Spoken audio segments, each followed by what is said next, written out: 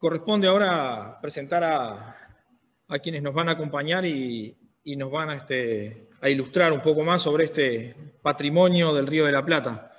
Así que, señor presidente, estimados amigos, compañeros, gente que nos acompaña hoy, para mí es un gusto presentar a las invitadas de hoy, primero porque con una de ellas nos une un vínculo de amistad de más de 20 años.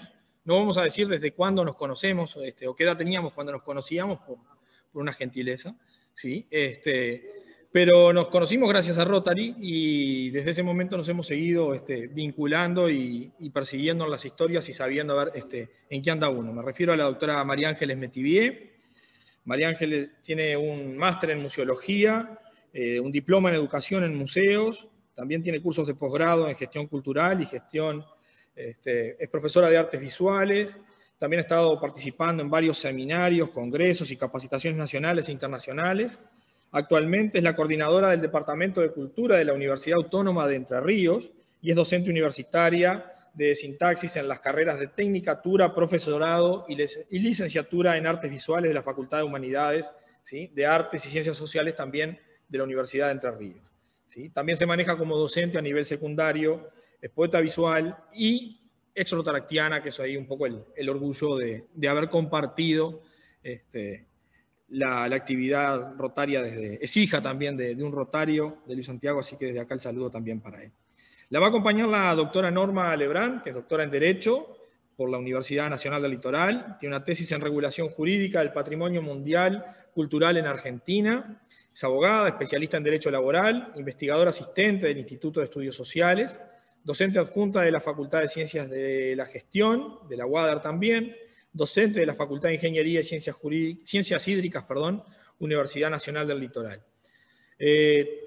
Hablar del mate, como hablar de Gardel entre uruguayos y argentinos, muchas veces genera más rispideces que amistades. Así que bueno, yo espero que hoy lo que tengamos acá es el encontrar los puntos en común en este patrimonio que nos une con toda la región Allende del Plata. ¿Sí? Así que María Ángeles, Norma, la bienvenida, la tribuna es suya. Gracias. Aceptamos el desafío de no terminar peleados después de, o no generar problemas entre los países después de esta disertación. Bueno, primero y antes que nada, quiero agradecerles muchísimo esta oportunidad. Santiago viene siguiendo el proyecto desde sus inicios. Es para nosotros realmente un gusto poder estar con nosotros. Y en especial lo digo como ex-rotaractiana. Podemos decir todavía que nos conocimos a los 20 años y que hace 20 años que nos conocemos, Santiago. Todavía lo podemos decir. Es un orgullo que Rotary haya vinculado nuestras vidas con Santiago desde hace tantos años y pese a que yo no estoy en la institución en estos momentos, como socia activa de Rotary, seguimos totalmente vinculados a Rotary y veía el video de la fundación y no puedo dejar de decir que algo le faltó a la fundación, además de las becas ProPaz, son las amistades ProPaz que genera entre los pueblos. Fui durante muchos años rotaractiana, incluso RDR de un distrito binacional, así que conozco varios rincones de Uruguay muy bien, por haberlos transitado en momentos de mi vida donde todavía me habían tenido que hacer una emancipación para poder cruzar a Uruguay y visitar los clubes de Artigas, de Yum, donde nos conocimos con Santiago. Así que permítanme este dejo de nostalgia para poder iniciar esta charla. Norma. Sí, quiero agradecer primero que nada a Santiago, pero también al presidente de Rotary Montevideo, bueno, y a todos los presentes por el espacio que nos brindan. Y bueno, esperamos no terminar peleados, por supuesto que no, si la idea de patrimonio cultural es hermanar los pueblos y no, y para nada dividirlos. No sé, María Ángeles, si vos vas a hacer la presentación. Yo comparto, sí. Bueno. Comparto.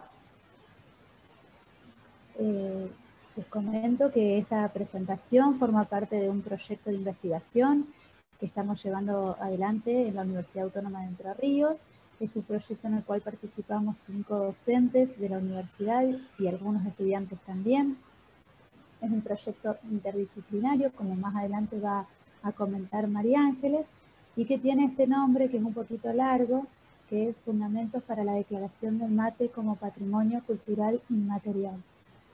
Y si quieres pasar a la siguiente, María Ángeles. Para empezar a hablar del proyecto, nos parecía importante comenzar pensando un poco de qué hablamos cuando hablamos de patrimonio cultural. Probablemente vienen a nuestra mente muchas palabras, muchas definiciones, y la asociamos a este sintagma patrimonio cultural, lo asociamos con diversos elementos que se aparecen en nuestra vida cotidiana, pero también que se aparecen en nuestra ciudad, que se aparecen en nuestros países. Entonces, contarles un poquito que a través del tiempo la noción de patrimonio cultural ha ido cambiando, porque siempre cuando hablamos de patrimonio cultural hablamos de un reconocimiento que realiza el Estado o alguna organización internacional, como en nuestro caso UNESCO, pero este reconocimiento siempre viene de una entidad exterior a las propias comunidades, ¿no? Y es asociado a distintos bienes o elementos.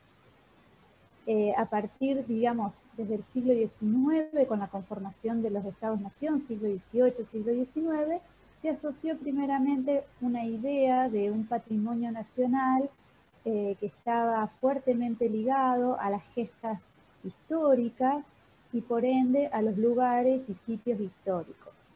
Esos bienes del patrimonio conforman lo que se llama patrimonio material, es decir, un patrimonio tangible que podemos tocar, que podemos ir a ver, que podemos visitar, y esa noción de patrimonio se mantuvo hasta después de la Segunda Guerra Mundial. UNESCO, la Organización Internacional de Naciones Unidas, en su división para la cultura,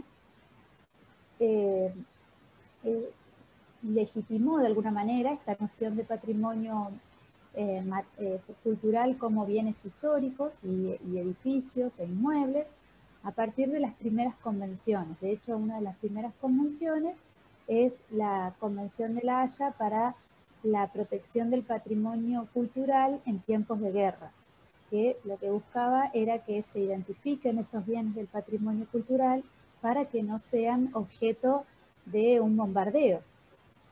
Lamentablemente, a pesar de que esa convención es del año 1954, hemos tenido pérdidas de patrimonios culturales mundiales sumamente valiosos a raíz de la guerra, porque el patrimonio cultural no solo es un símbolo, también forma parte de la identidad de un pueblo, y destruir un bien del patrimonio de un pueblo afecta notablemente la moral de ese pueblo. Y así vemos como hace unos pocos años los budas de Bamiyan fueron dinamitados a propósito, digamos. Fue un hecho, digamos, lamentable, pero perdimos esas esculturas que eran gigantes, que estaban en el territorio de Afganistán, y se perdieron en el contexto, digamos, de la guerra. Entonces esa primera acepción de patrimonio lo asocia a un patrimonio material. Y a través del tiempo, en los últimos 70 años, ha ido mutando, se han ido ampliando la cantidad de bienes y elementos que son reconocidos, tanto por UNESCO como por los estados, como parte de la identidad del pueblo. ¿Por qué? Sí, porque evidentemente no nos identifica solamente un edificio o algunos edificios o algunos sitios. También nos identifican bienes muebles, también nos identifican bienes inmateriales, que es de lo que vamos a hablar nosotros, nuestras costumbres, nuestras prácticas, nuestras tradiciones. Y por eso aparece ahí la noción de patrimonio inmaterial, que es bastante nueva en esta breve historias, digamos, de cómo se conforma la noción de patrimonio. Fíjense que UNESCO reconoce la noción de patrimonio inmaterial recién en el año 2003 con una convención, que es la Convención para la Salvaguarda del Patrimonio Cultural Inmaterial. Tanto para UNESCO como para los estados, en un primer momento fue importante que el reconocimiento de esos bienes del patrimonio cultural, sean materiales o inmateriales, fueran bienes, como dice allí la diapositiva, excepcionales. Es decir, ese gran patrimonio que tenemos, ¿no? Aquellas bellezas de la naturaleza o grandes construcciones que realmente impactaban a la sociedad. Pero a través del tiempo se fue reconociendo también un patrimonio modesto. Un patrimonio modesto, tanto en el ámbito material, podemos hablar, bueno, de un reconocimiento de las construcciones de las casas chorizo en nuestra región, y también del patrimonio inmaterial, fundamentalmente, porque es, en muchos casos, un patrimonio modesto. Cuando hablamos de cómo, cuáles son las acciones que podemos hacer acerca de ese patrimonio, vamos a hablar de preservación, de salvaguarda, y esa palabrita salvaguarda especialmente fue asociada al patrimonio inmaterial. ¿Por qué? Porque el patrimonio inmaterial, como todas las costumbres y todas las tradiciones, van cambiando a través del tiempo. No es lo mismo preservar un edificio histórico o un monumento, que evidentemente hay muchísimas técnicas y está sumamente estudiado, los modos de comportamiento de los materiales a través del tiempo, y podemos mantenerlo igual durante muchísimos años, a tratar de mantener igual una costumbre. Y ni hablar si esa costumbre es tan extendida como la costumbre del mate. Así que se habla de salvaguarda, es decir, de una serie de acciones para identificar qué es lo esencial de esa costumbre, de esa práctica, y tratar de a partir de acciones estatales, evitar que esa práctica se pierda, si es que está en riesgo. Nosotros siempre partimos de una noción de patrimonio cultural como una construcción social, es decir, son las comunidades, las sociedades, quienes reconocen ciertos bienes como de su patrimonio cultural y generan acciones para salvaguardarlo, para preservarlo. Las mismas comunidades pueden no reconocer un elemento o consentir en que ese elemento se pierda. Y así evidentemente ustedes tendrán en la mente costumbres y prácticas que se han perdido, que ya no existen, porque la sociedad cambia. Y parte de ese cambio también es que existen prácticas y elementos de nuestras tradiciones que se pierden. Así que el patrimonio inmaterial lo que intenta es identificar las prácticas que aún queremos conservar y que se ven amenazadas muchas veces por situaciones que son pensadas en el ámbito teórico como de homogeneización cultural, como por ejemplo el patrimonio gastronómico. Hoy podemos encontrar en todas las grandes ciudades del mundo sitios de comidas rápidas o algún Starbucks para el café, etc. Pero a veces la competencia entre esas grandes cadenas internacionales y los lugares de la gastronomía local hace que se pierdan esos espacios de gastronomía local, y ese patrimonio gastronómico también sufra, digamos, ese riesgo. Así que la idea de patrimonio, de salvaguardar ese patrimonio inmaterial, es evitar que se pierda cuando la propia comunidad quiere mantenerlo, quiere transmitir estos elementos, transmitir estas tradiciones y estas costumbres a la siguiente generación, pero a veces se ve impedida de hacerlo porque hay fuentes externas que lo amenazan. Si querés, María Ángeles, pasamos a la siguiente diapositiva. Nosotros entonces, a partir del proyecto del mate, conformamos un equipo de investigación, del cual, como decía hoy, es interdisciplinario. En mi caso tengo formación como abogada, el codirector es Gonzalo Alcaíno, es licenciado en Trabajo Social, Claudio Staffolani es de formación filósofo y magíster en Metodología de la Investigación, está María Ángeles, y está Silvia Teseo Conca, que es licenciada en Comunicación Social y tiene también una maestría en Industrias Culturales. La idea del proyecto es doble y eso genera un desafío para nosotros. Por una parte, hay una idea de resultado, que es completar y presentar el formulario para postular el mate a la lista representativa del patrimonio inmaterial que lleva UNESCO. Cuando se conformó esa convención que les comenté en el año 2003, UNESCO en la misma convención establece una lista representativa del patrimonio inmaterial de la humanidad, donde hay un montón de bienes inscritos. Uruguay, por ejemplo, tiene inscrito junto con Argentina el tango y el candombe. Y Argentina tiene, además del tango, inscrito el fileteado porteño. Actualmente se está discutiendo o se está debatiendo la incorporación del chamamé. Bueno, y la otra finalidad, como estamos dentro de una universidad, es producir conocimiento a través de la investigación. Es importante recalcar que ustedes verán diferentes profesiones dentro de nuestro equipo, algo que le da una riqueza totalmente extra a nuestra investigación y a nuestro trabajo, pero también es importante destacar que el patrimonio cultural es imposible abordarlo desde una sola disciplina. Por eso es interesante este trabajo interdisciplinario que se genera. Si bien cuando este proyecto comienza desde, siempre contamos que comienza desde un trabajo de investigación que estábamos haciendo para un trabajo práctico, y propusimos a la universidad embarcarnos en esta búsqueda o en esta posibilidad de inscribir al mate como patrimonio de la humanidad. Cuando se lleva a UNESCO esta presentación, ni nosotros ni la universidad figuraría, porque justamente los elementos se presentan a UNESCO como países miembros. O sea, Argentina va a presentar la postulación, esperemos que con algunos otros países de la región, que es nuestra idea, presentar la postulación a UNESCO, pero serían los países miembros. Así que nos embarcamos en esta utópica tarea, era la primera vez que en Argentina una universidad se embarcaba en esto, y llevamos 3 años en donde el camino ha sido mucho más productivo y mucho más enriquecedor que tal vez el fin en sí mismo, fin que no vamos a abandonar.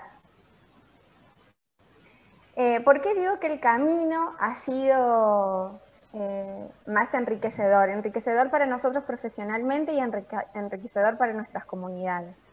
Cuando comenzamos a hablar de patrimonio cultural inmaterial o PCI, en Entre Ríos nos preguntaban con qué se comía esto. O sea, no había nadie que estuviera hablando de este tema.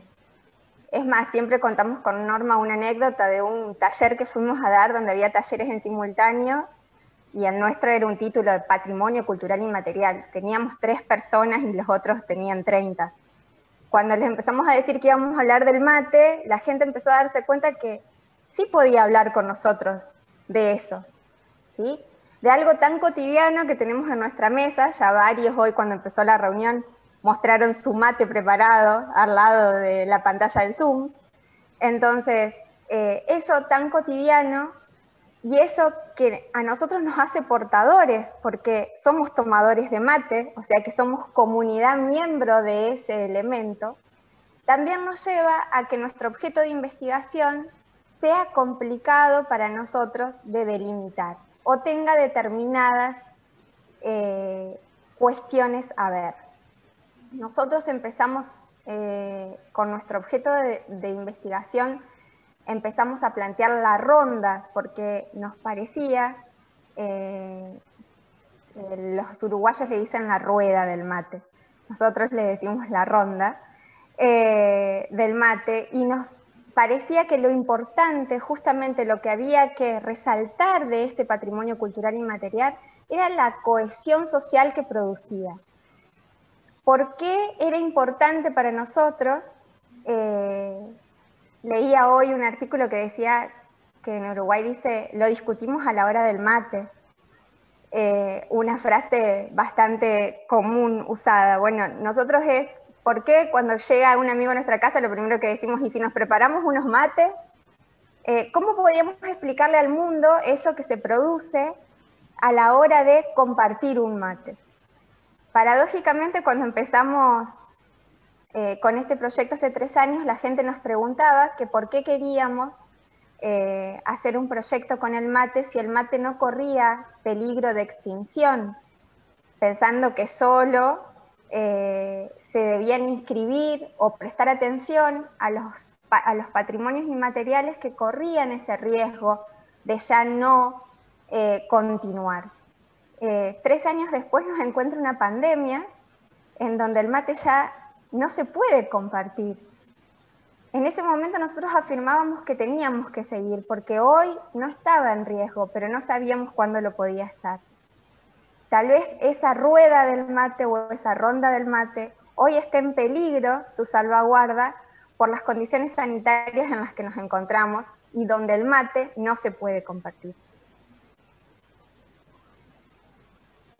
Hay algunos elementos que hemos encontrado significativos.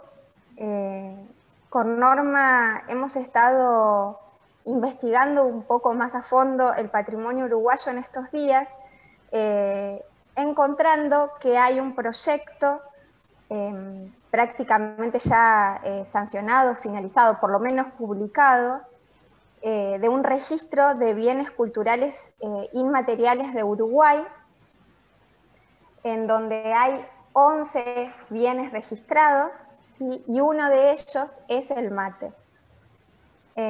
Digo esto porque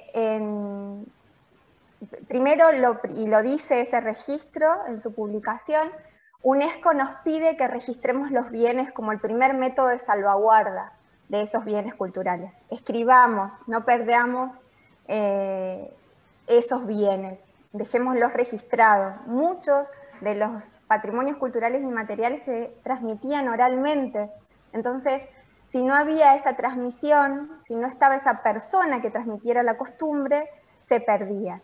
Entonces el registro es un elemento fundamental para que esos bienes justamente queden escritos. Y verán, si pueden leer el Power, que muchos de estos elementos que determinan para nosotros la práctica son comunes. Incluso los investigadores uruguayos que hicieron este registro coinciden con nosotros en estos puntos. La práctica trasciende totalmente lo familiar. Si bien en Uruguay hacen una salvedad de que se ha notado en los casos de estudio que los que comparten más el mate son los jóvenes y que los adultos, ustedes podrán discutirlo, y que los adultos toman más solo o en el ámbito familiar, ¿sí? Bueno, y una de las cuestiones, la homogenización de esta práctica que no se da, es una de las cuestiones que dificulta cómo llevar a UNESCO este elemento. Porque si bien el mate es uno, cada uno tiene su método de preparar, ¿sí? Ni hablar entre argentinos y uruguayos, podemos discutir desde la yerba, canaritas o amanda o tarahui, si con polvo, con palo, o más hoja o menos hoja, y la temperatura del agua podría ser otra discusión. Pero sin duda, para poder llevar a UNESCO el elemento, podríamos llegar a una definición común y poder inscribir en el patrimonio cultural inmaterial este elemento. Y sin duda, el punto para nosotros fundamental es la transmisión de generación en generación de esta costumbre. Bueno, en estos años que hemos llevado adelante este proyecto de investigación, hemos llevado también paralelamente en el ámbito de tratar de obtener algunos resultados concretos, algunas acciones que redundaron, por un lado, en la inscripción del elemento mate en el relevamiento de manifestaciones del patrimonio cultural inmaterial de la provincia de Entre Ríos, que prácticamente se vio inaugurado con nuestra presentación. Creo que había una más solamente, pero bueno, tenemos este relevamiento en Entre Ríos. En Argentina no existe un inventario como sí se ha trabajado en Uruguay, que comentó María Ángeles, sino que en el ámbito nacional de Argentina lo que hay también es un relevamiento de manifestaciones del patrimonio cultural inmaterial.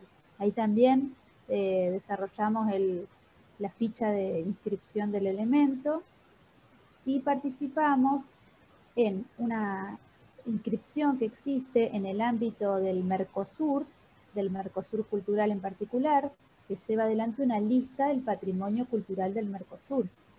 La particularidad, hay varias particularidades de esta lista del Mercosur, pero bueno, una de ellas es que no distingue bienes materiales de inmateriales, sino que simplemente habla de patrimonio cultural. Y la otra característica de esta lista es que lo que se inscriben son elementos que sean comunes a más de un país perteneciente al Mercosur. Por eso durante muchos años estuvo presente ahí la idea de inscribir el mate, era una idea que había llevado adelante Paraguay y que estuvo mucho tiempo en discusión, porque en un inicio era una idea de inscribir el camino de la yerba mate.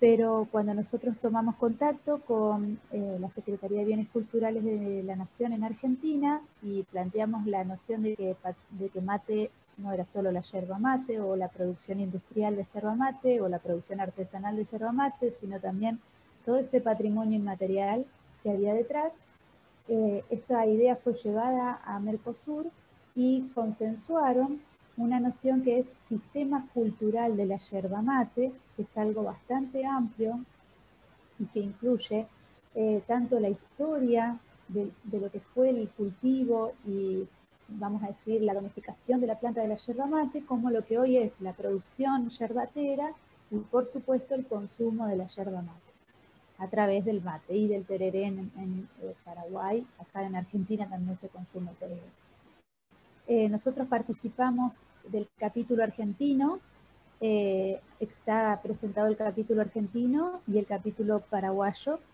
No sabemos si Uruguay está trabajando o no, tal vez sí, en el capítulo uruguayo del sistema cultural de la yerba mate, pensamos que sí.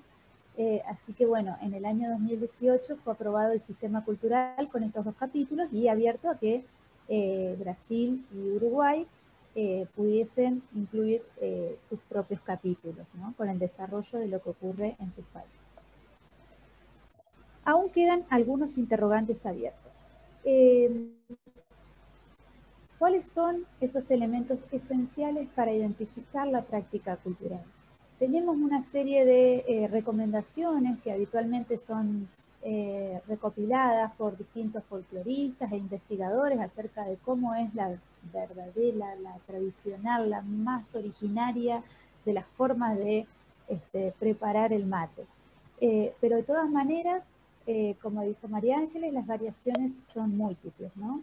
Así que hay que todavía trabajar mucho con las comunidades, el trabajo de postulación es un trabajo que se hace con las comunidades portadoras, acerca de cuáles consideran esos elementos esenciales para identificar una práctica cultural. Aquí vemos que en varias de las imágenes que aparecen, tenemos, por ejemplo, una pava, que diría que hoy casi que no existe más en la práctica cultural, en muchos lugares, en zonas urbanas de Argentina no existe casi, sino que ha sido transformado o modificada, digamos, por lo que es la pava eléctrica y lo que es el terno. Después, ¿qué valores y sentidos le otorgan las comunidades a la práctica? Como dijo María Ángeles, hay una idea de compartir, de generar una cohesión social, pero también de integrar a personas que a veces apenas conocemos. Esto en Argentina es muy evidente, en Entre Ríos sobre todo, integrar a personas que tal vez apenas conocemos al grupo a través de compartir un mate. O sea que se da una idea de integración. Y también una idea, digamos, siempre decimos, de un tiempo que tiene esta práctica, de un tiempo de dar y un tiempo de recibir, un tiempo de hablar y un tiempo de estar sorbiendo el mate, digamos. Entonces, esa interacción que permite el mate, que otras infusiones tal vez no la permiten, porque pueden estar los dos tomando el café al mismo tiempo y los dos hablando al mismo tiempo, pero en el mate este tiempo interno es muy particular. Y después la idea, digamos, un interrogante que siempre, digamos, vuelve a nuestro equipo es cómo conciliar un trabajo crítico de investigación desde la universidad, que también presenta, digamos, ciertos reparos a la postulación de la UNESCO. Porque postular un bien a la UNESCO también, de alguna manera, es exponerlo al turismo mundial, es exponerlo en una vidriera también pasible de ser homogeneizada mundialmente. Eso, por un lado, puede traer, por supuesto, ingresos a través del turismo y todo, pero también a veces produce lo que se llama una fetichización de la práctica. Es decir, bueno, ya venden cualquier cosa como mate, o se producen, digamos, puestas en escena de lo que sería tomar mate, cuando solamente para los turistas. Esto ha ocurrido en muchos lugares del mundo, con muchas prácticas culturales, de puestas en escena, de fetichización de ese patrimonio, de mercantilización de ese patrimonio, cuando en realidad lo que uno quiere no es que esto se mercantilice, sino que se mantenga y se siga transmitiendo en las generaciones futuras. Y bueno, la idea siempre es tejer redes para una acción conjunta. El mate no es un elemento que esté solo presente en Argentina. Es un elemento regional, como bien reconoce el sistema cultural de Mercosur. Es un elemento que está presente, por supuesto, en Uruguay, nuestros hermanos uruguayos, pero también en Paraguay, en Brasil, en el sur de Chile, y que ha emigrado también a otros países. Pero en nuestra región, la forma que ha tomado la práctica es muy similar. Entonces, teniendo en cuenta este proceso de inventario que, como comentó María Ángeles, fue publicado el año pasado, el proceso de inventario del patrimonio inmaterial de Uruguay. Y la idea de la ronda del mate, de todo lo que implica esta práctica como un bien cultural regional, es que nos parece interesante pensar en la idea de redes, de tejer redes, para tal vez postular conjuntamente este elemento que es tan caro a nuestras costumbres y nuestras tradiciones. Por mi parte, creo que llegué hasta acá. Vamos a dejar abierto por si ustedes quieren hacer consultas. Yo vi gente anotando mientras hablábamos, así que seguro que puede haber consultas. Bueno, en principio, muchas gracias. Vamos a abrir, como hacemos habitualmente, el espacio a preguntas. Ya veo a Jorge levantando la mano por ahí, así que, Jorge, usted que tiene mate en mano ahí, active su audio, su micrófono y plantee su pregunta. Jorge Getjian.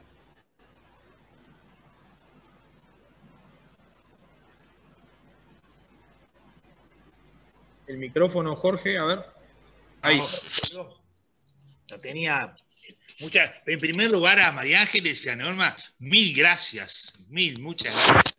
Ha sido una exposición muy, muy buena, sobre todo para los que somos materos. Dos cositas chiquitas quería comentar.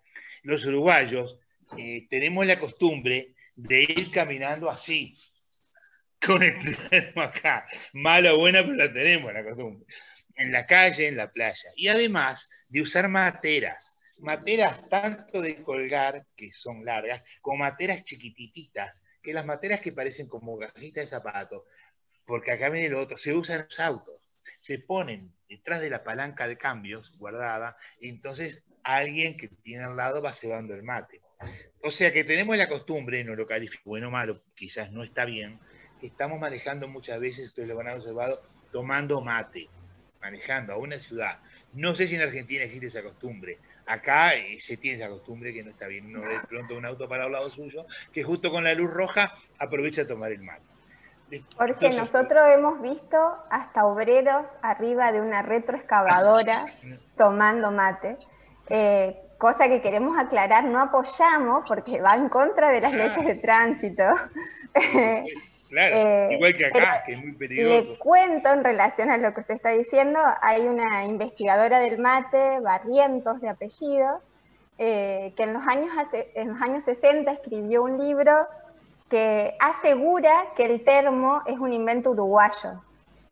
Digo la fuente porque podemos discutirlo si quieren, es como el Gardel si es argentino uruguayo que decía hoy Santiago al principio, pero bueno, digo la fuente, la investigadora Barrientos asegura que el mate, que el termo es un invento uruguayo, y a ella en los años 60 una de las cosas que le sorprendía era cómo los uruguayos caminaban con el mate abajo, con el termo abajo el brazo. Esta escena que usted describe tan bien. Buenísimo. A ver, ¿alguien más? A ver si tengo ahí entre los... A ver, de la gente. A ver, Jorge. Yo quería comentar algo más, muy breve, muy breve. Otra cosa que a veces te pasa tomando mate, que alguien te dice, pero esto es mate, pues claro, ¿cómo no le echas un yuyo? Entonces se le pone al mate o Marcela, el termo, y entonces toma otro sabor. Otra cosa más también graciosa, cuando tomamos mate en rueda, como dicen ustedes, o en grupo, nosotros decimos, el que ceba el mate entre 3 o 4 personas, ceba un mate y toma. Ceba otro y toma. No es 4 veces el cuarto mate, sino que toma más mate que los demás. No sé ustedes si lo hacen, acá lo hacemos así. Si no, yo cebo 4 y tomo... No. Bueno. Uno y uno. Uno y uno. Bien. Dietmar, ¿tenías una pregunta? No, yo lo que quisiera saber qué es lo que hay hoy en día en las hierbas que compramos, ¿no? Porque hay tanto yuyo que yo ya creo que no hay más hierba, ¿no? Yo siempre trato de conseguir la hierba taragüí, que la conozco de Corrientes, y otras hierbas que tienen el mismo gusto de la hierba que yo conocí en el año 50 y poco cuando vine de Alemania, ¿no? Que lo primero que aprendí en el interior del país con familiares, con tíos que ya estaban hace años acá, era tomar el mate cocido en aquella época en el campo, ¿no? Pero aquí mismo viniendo a Montevideo, digamos, la hierba tenía otro gusto y no eran yuyos de cualquier cosa, ¿no? Eran hierbas traídas. En el Rotary tuvimos una charla de un agrónomo que explicaba de que hace más de 100 años se producía hierba en el país también, aquí en el Uruguay, que se vendía mismo para la Argentina. Pero como la cosecha da mucho trabajo, preferimos dejársela a los argentinos. Bien. Y una última... Sí, en relación a la cosecha, Santi, también hay muchos mitos en relación. Hoy hay ingenieros agrónomos que aseguran de que tanto en Entre Ríos tampoco produce yerba, que tanto en Entre Ríos como en Uruguay se podría producir yerba. Dado los avances en lo que es agricultura, lo que puede faltarle a la tierra de algunos nitratos o de hierro, que es uno de los elementos que necesita para producirse yerba mate, se podrían agregar, o sea que se podría producir. El tema es que sea un emprendimiento rentable económicamente para que alguien invierta en ese emprendimiento, ¿sí? Uruguay, toda la yerba que consume es brasilera. Bien, y en relación a eso, una consulta, y con esto ya cerramos que estamos cercanos al tiempo. Norma destacaba hoy los problemas o los inconvenientes que se podían generar cuando uno tiene un patrimonio cultural de esta forma, ¿no? Que se generaba como un fetiche o que se empezara a poner cualquier cosa como mate. Pero, ¿cuáles podrían ser los beneficios, ¿sí? A nivel o llamémosle a nivel laboral, que podría traer la declaración del mate como un patrimonio cultural, ¿sí? Para fomentar también esa producción que estábamos comentando, si se entiende?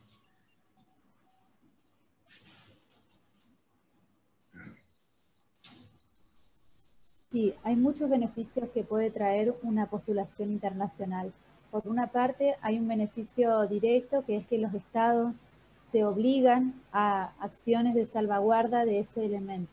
Las acciones de salvaguarda pueden ir desde la investigación como también la educación, la transmisión, la protección, digamos, de las artesanías, a través de certificados de artesanías originales, a través de distintos tipos de protecciones que se pueden dar a los artesanos. Incluso parámetros de precios en los elementos, como puede ser en este caso la yerba o los elementos de consumo. Es decir, hay una serie de acciones que el Estado, al momento de la postulación, se obliga a realizar para mantener o para salvaguardar ese elemento. Entre esas acciones, por supuesto, hay que prever que esas acciones tiendan a que no se mercantilice el elemento o a tratar de evitar esas condiciones de mercantilización. Y por supuesto, un elemento que está inscrito en una lista del patrimonio mundial trae mucho turismo y también hace conocer el elemento a otros países. ¿Y por qué digo esto? Probablemente algunos de ustedes conozcan alguna anécdota de personas que han estado en un aeropuerto tratando de llevar yerba mate en sus valijas, y cuando alguien dice, bueno, estoy llevando yerba, ya es entendido como, bueno, puede ser cualquier tipo de hierba, o es asociado a la marihuana, o bueno, a distintos tipos de sustancias que no están permitidas su traslado. En cambio, una vez que el elemento es reconocido como parte de la cultura, no hay problemas, digamos, o digamos, se eliminan ese tipo de restricciones. Pueden existir en algunos lugares para poder acceder, digamos, a la yerba mate, fundamentalmente, que siempre encontramos alguna anécdota de alguien que la ha pasado mal por decir que lo que lleva es yerba mate, es yerba o es yerba mate. Y también, al reconocerse ese elemento en muchos otros lugares y también en nuestros países, se tiende a mejorar, digamos, la autoestima de ese elemento. ¿Por qué? Porque tanto en Argentina como en Uruguay, el mate fue asociado durante mucho tiempo a un momento de ocio exclusivamente. Y la gente que toma mate es gente que está ociosa, que no está haciendo nada. Quizás eso en algún momento fue cierto, no lo sé. Pero la verdad es que hoy en día en Argentina, por las investigaciones que nosotros estamos llevando adelante, la gente consume mate mientras está trabajando, mientras están estudiando, los estudiantes universitarios sobre todo, y digamos en distintos ámbitos laborales se consume el mate mientras se está trabajando. En reuniones habitualmente, en otros años no hubiese existido un mate arriba de una mesa de una reunión ministerial, y sin embargo hemos concurrido a reuniones donde en ministerios aparece el mate ahí, y entonces tenía como una mala fama, vamos a decir, el mate. El reconocimiento de este elemento como un bien del patrimonio inmaterial hace que, de alguna manera, nosotros lo identifiquemos también como parte de nuestra identidad, y no como algo disvalioso, sino como algo valioso, algo que hay que mantener, forma parte de nuestras tradiciones, y es algo muy propio, que durante muchos años se ha transmitido en nuestros países, que es una tradición que se mantiene desde las comunidades originarias, si bien no lo consumían del mismo modo que nosotros, pero que digamos es una tradición que mantiene, digamos, una continuidad desde las comunidades guaraníes a través de distintas comunidades originarias, se fue transmitiendo y llegó y después, bueno, a los españoles, a los inmigrantes, como dice ahí Piedmar, que aún llegando en el siglo XX han adquirido esta costumbre. Es algo muy particular, digamos, de nuestra región. Y esa cohesión que se logra a través de compartir un mate también forma parte de nuestra idiosincrasia, de darle una mano a la persona que viene de afuera, de abrir, digamos, nuestros hogares, de abrir nuestros corazones, y también de ofrecer un mate como una ofrenda, digamos, de paz hacia las personas que apenas tal vez estamos conociendo. Bueno, muy bien. Muchas gracias a la doctora Lebrun, a la máster Metivier, muy interesante. y decirles que sigan trabajando en esto, porque realmente es espectacular el trabajo que están haciendo ustedes. El Rotary está siempre, como ustedes agradecieron, con las puertas abiertas a todas estas partes de estudios y sobre todo este estudio muy especial del mate que es tan regional, ¿no? Yo cuando estoy en el exterior... Una cosa más, ¿puedo? Sí, Presidente, yo tomando mate ¿puedo? y le pongo yuyos. Y tomando en el exterior me preguntan, y hay veces que tuve que poner la yerba con agua y hacerle un mate cocido porque no le gustaba mucho chupar. Entonces le hacía un mate cocido. Bueno, reitero, gracias. Hace 2 años tuvimos una carta de aval y de apoyo a nuestro proyecto por nuestro distrito rotario. Creo que desde Rotary Montevideo sería interesante poder lanzar una convocatoria entre los rotarios de Uruguay para poder apoyar este proyecto desde Uruguay. Y de esa forma sí tender redes para que la presentación sea una presentación de 2 países o de una presentación regional como es nuestra aspiración. Nosotros desde la universidad no lo podemos hacer porque iría dentro de las reglas de protocolo de lo que son los países, tienen que hablarse desde Cancillería, pero sí como ciudadanos podemos alentar a nuestras autoridades a que esta presentación sea regional. Me encanta esa propuesta y con toda seguridad al tirar los guantes algunos uruguayos van a agarrar eso y acompañar esto. De vuelta, un abrazo grande, muchas gracias y hasta un día de esto. A la familia Rotaria, hoy terminamos un día, como dije, especial y de luto, de mucho dolor. De cualquier manera, el honor y lo que hicimos por Gonzalo era lo que él pretendía. Va a quedar en nuestro corazón para siempre. Un abrazo a toda la familia rotaria. Ahora saludamos a los pabellones Nacional y Rotario y nos vamos a tomar el cafecito virtual como es habitual y nos decimos hasta el martes. Un abrazo a todos, buena semana.